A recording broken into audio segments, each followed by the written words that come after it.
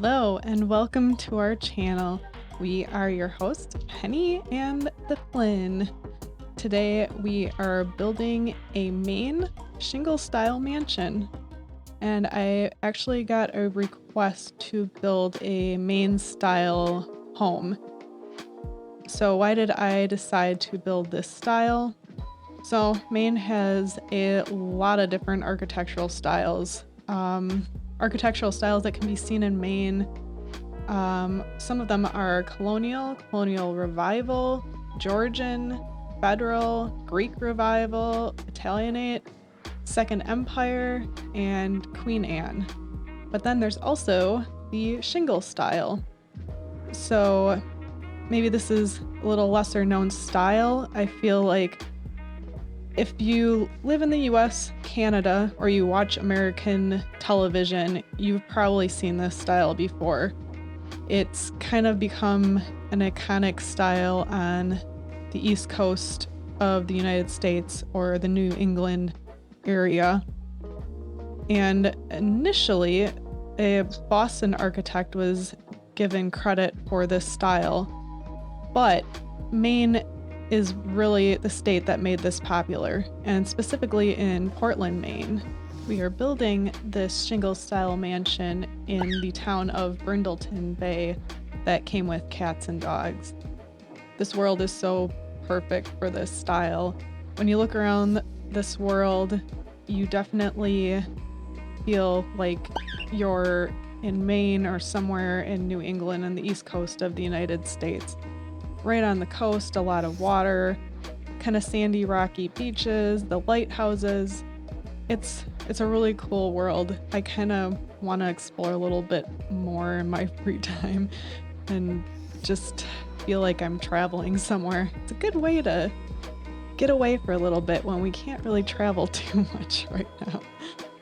This lot was initially where the Delgados lived, and I bulldozed their house and built this one instead.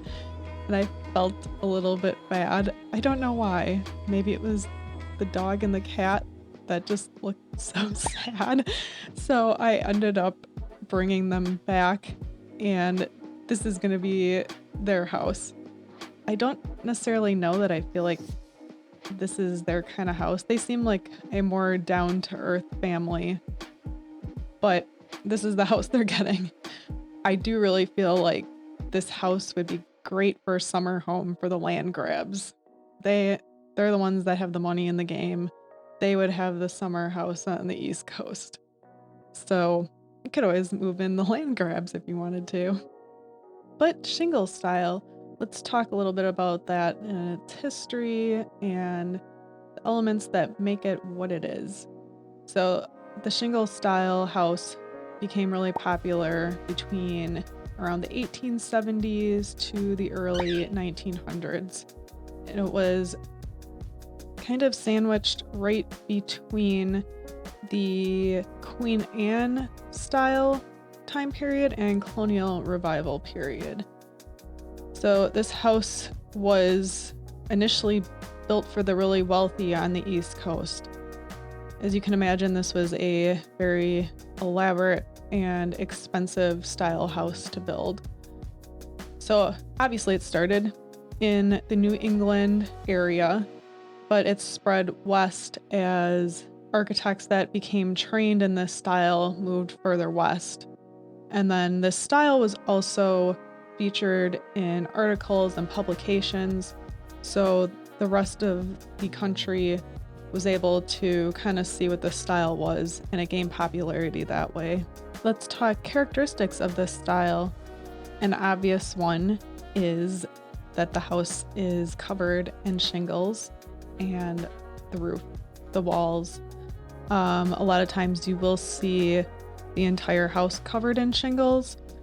Some houses you will see the second story covered in shingles, and the lower part may be other material like stone.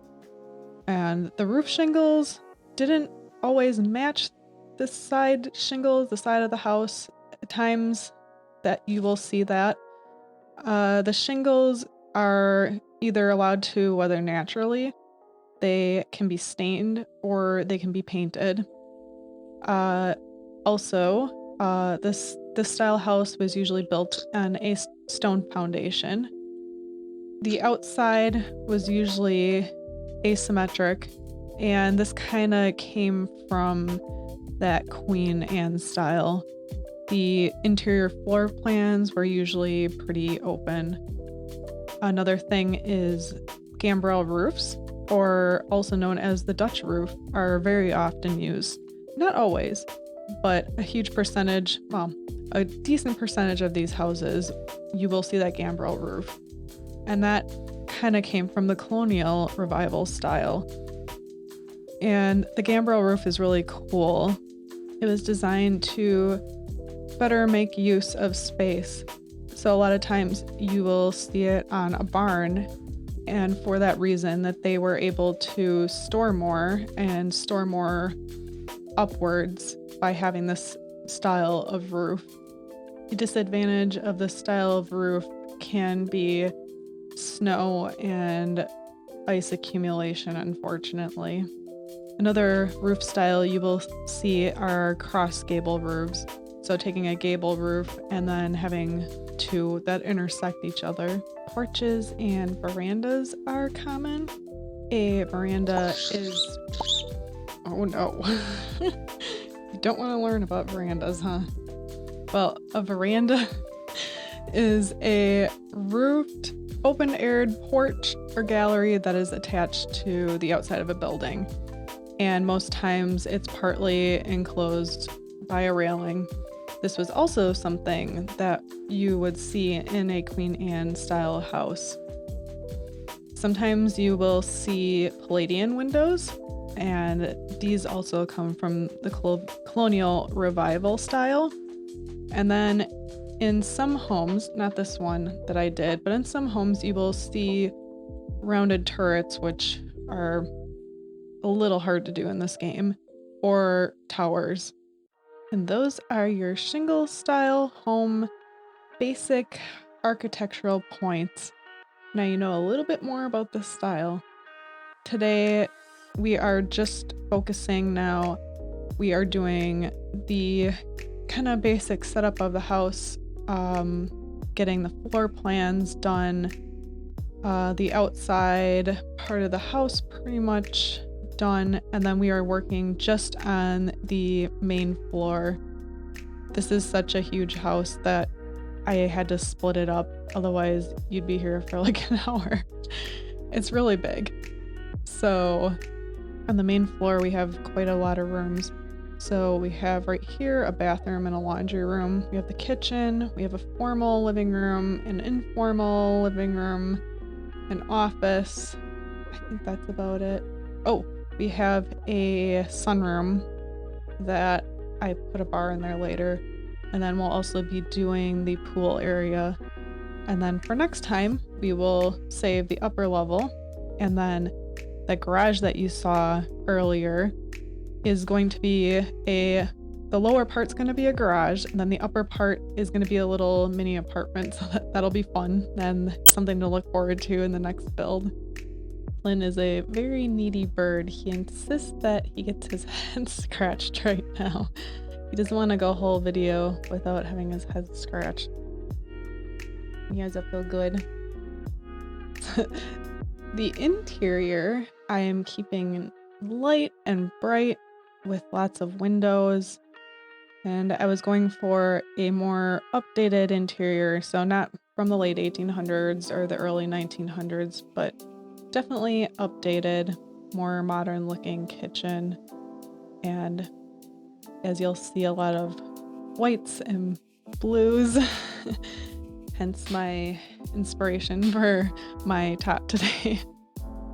So I've never actually been to Maine, but now after building this house and doing some research and even looking around at this town of Brindleton Bay, it would be really nice to go.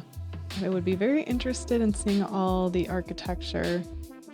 And from what I've seen too, there's some really cool architectural tours that you can do on your own, kind of the highlights of different styles of architecture in Maine.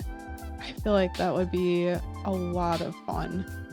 And you know me, or if you don't know me yet, I really like the water. So being by the ocean would be really enjoyable. So one day I'll make it to Maine. If you're from Maine, if you've been to Maine, where are your favorite places in the state? What are your favorite foods? Are there anything besides, I know lobster is a big thing in Maine, but besides lobster, do you have any favorite Maine foods? Let me know. These sectionals that came with Dream Home Decorator are really awesome. I haven't been using them a whole lot. I've been kind of trying to restrict myself to certain packs, well, for a while. This one I'm definitely not. But now as I'm using them more, they're really nice and I wish we had more, but we have 2 different styles, so that's awesome. And there are a lot of colors. And then also I noticed building this house is that we don't have a lot of items in this dark blue color like the rug. I love that dark blue and the white together. And I was really going for that color blue in this house. And then I realized I really couldn't do a whole lot with it. So there's these 2 carpets here that are that dark color. And then there's like some little bits of furniture that have that dark blue, but it's not a lot. And it was a little bit disappointing. So then I went with the white and that little bit lighter color blue, trying to still keep those water sky colors involved here. A random off-topic thing. I just remembered this. So I'm filming, it's Thursday the 7th, and today is National Pierogi Day. Which, why this is funny is yesterday I had pierogies and pelmeni. So I was a day early. I really like pierogies. They're super yummy. And then the first time yesterday I boiled them to see kind of how that was. That's definitely not my favorite way. I prefer to fry them in a little bit of oil on the skillet and get that little bit of crispiness there. That's my preferred way. But at least now I can say that I've tried it. Pelmeni is really good boiled. If you don't know what pelmeni is, it's basically, so pierogi is like a little dumpling, slightly bigger. And then pelmeni is also a Ukrainian Russian dumpling that has either meat or potatoes in it. And it's really good. And I really enjoy it with sour cream. And you don't like pelmeni? You want your head scratched? Anyway, as I was saying, pelmeni is really good with sour cream. And then we discovered a kind of local place that does them. Serves them with sriracha and curry powder. And the curry powder is not something I would have thought of pairing it with, but it is really good together. So if you've never tried either, I would recommend both of those. They're very yummy. Good comfort food. Man, no, I'm hungry. But okay, back to the build after my weird off-topic rant of dumplings. So this family has 2 pets. They have a cat and a dog. So what I was going for with the cat and the dog is, and I feel like this is why this family probably doesn't fit into this house real great, but I figured this is going to be a real showpiece kind of a house.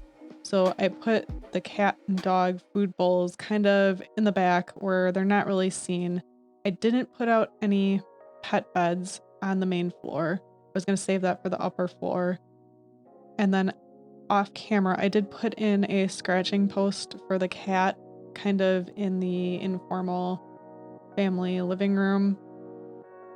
but I still wanted this back portion to be more dedicated towards the pets. So you'll see in a little bit, there's going to be some pet food in the laundry room. And then next to this laundry room is going to be a bathroom, and there is a tub in there. So this is a really great place to be able to wash the dog. Great for also coming back in from the pool if you want to wash up quick too. There's that cute bag of doggy food. I don't know why, but I think it's adorable. And I didn't really have room to do the cat food, so we'll just assume there's cat food behind it. After looking at so much inspiration and pictures for building this house, I'm very inspired to keep building in Brindleton Bay and kind of building with all those different Maine style architectures. I really think it would be fun to do kind of an old downtown, and already kind of the environment in Brindleton Bay and the downtown, from what I remember, is kind of that it seems like the older part of town. And I would think it would be a lot of fun to kind of continue that and have those old buildings, maybe some little bit more simple architecture styles. So we'll see. I might be back in Brindleton Bay soon to be able to do this. So this is the informal living room now. So as you saw, the bathroom is just very basic and simple. And so this is the informal living family room. And I didn't want the TV in the formal part, so I figured this is kind of the area where the family would come and just relax and watch a movie. And there's a little bit more of the pet stuff in this room. And then we have kind of those French-like doors that lead on the left to the office, and then on the right is to the sunroom, which we'll be doing in a little bit. And I did make sure to put in a decent amount of pet doors where they weren't as obvious. So there's one in here that goes out towards the garage, and there's another one at the back door, I think, and then through the sunroom, if I remember right. I know this family really likes their animals, and the mom is an aspiring veterinarian, so I knew this place would be very focused around pets. And I know a lot of people have said that they don't like this coffee table. That's also the fish tank from my first pet stuff, but I really think it's cool. The only thing I'm not a fan of is the Sims' ability to make rounded objects look round. This looks, I don't know, it's not a very clean round circle. So I wish that was done a little bit better.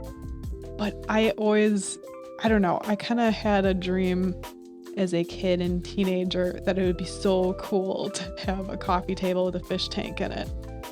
And I mean, I don't know how long these have been around, obviously for a while.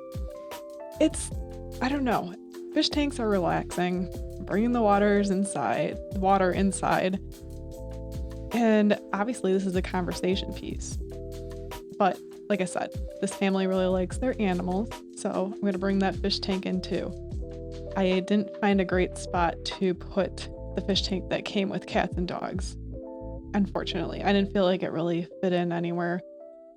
It could have went good in the office, but the office is pretty small, limited space, so that's why that other fish tank is in there.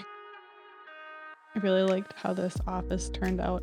It's not anything huge or special, but I decided to kind of have those darker colors. I don't know, there's something about offices that are just those dark colors that just make it feel so warm and cozy. And then as you see in the background, my office, that is kind of those light and bright colors. But I don't know, I love the really dark, warm wooden offices. I guess that would be my dream office, is to have a lot of that wood on the walls. All right, so this is the sunroom. I just wanted to make sure we had a sunroom at this place. because they're kind of on the cliff here with the ocean in the background. Figured this would be a great place to come early evening, watch the sunset, and just a good place if you wanted to have friends over and enjoy this in all seasons. We are coming to the end of our video, so in a short time we will be moving outside and working on the veranda and pool deck area. So as you'll see, there is going to be a little barbecue station. I did take out footage of I had the hot tub there, and then I had some couches, and I changed my mind and I wanted more dining. So you'll see that kind of flip around a little bit. And then the pool is an infinity pool. Also, I felt like that would be perfect for this style property with looking towards the ocean, and with this being a more well-to-do Sims place, that would definitely be something that would be here. So, if you've liked this video, don't forget to give us a like, subscribe if you're not already subscribed. You can follow us on social media, and the links for that will be in the description. And join us next week for the exciting conclusion of the Maine mansion, part 2. We will see you next week. Thanks for being here. Bye!